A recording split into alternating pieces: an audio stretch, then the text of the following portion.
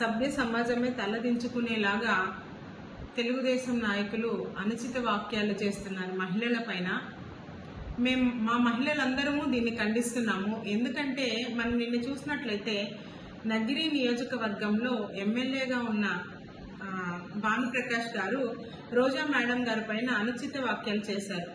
నేను ఒకటే చెప్తున్నాను, మహిళలు ఈ రంగంలో రావాలంటే వాళ్ళు ఎంత కష్టం ఉంటుందో అది ప్రతి ఒక్కరికి తెలుసు.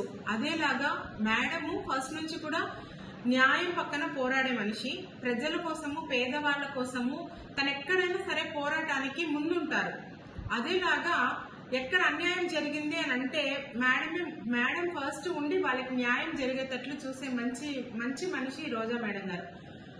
మీరు ఏమన్నా మాట్లాడదలుచుకుంటే మీరు రాజకీయ పరంగా మాట్లాడండి, రాజకీయ పరంగా వాళ్ళని ఫేస్ చేయండి.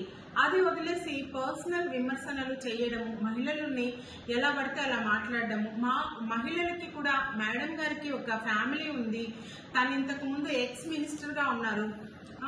ఇట్లాంటివన్నీ కూడా మీరు దృష్టిలో పెట్టుకొని పబ్లిక్లో మాట్లాడేటప్పుడు మర్యాదపూర్వకంగా మాట్లాడాలని, అదేలాగా మహిళలని గౌరవించాలని మరొకసారి కోరుకుంటూ, భానుప్రకాష్ గారు చేసిన వాక్యాలకి మేమందరం చాలా బాధపడుతున్నాము. ఇంకొక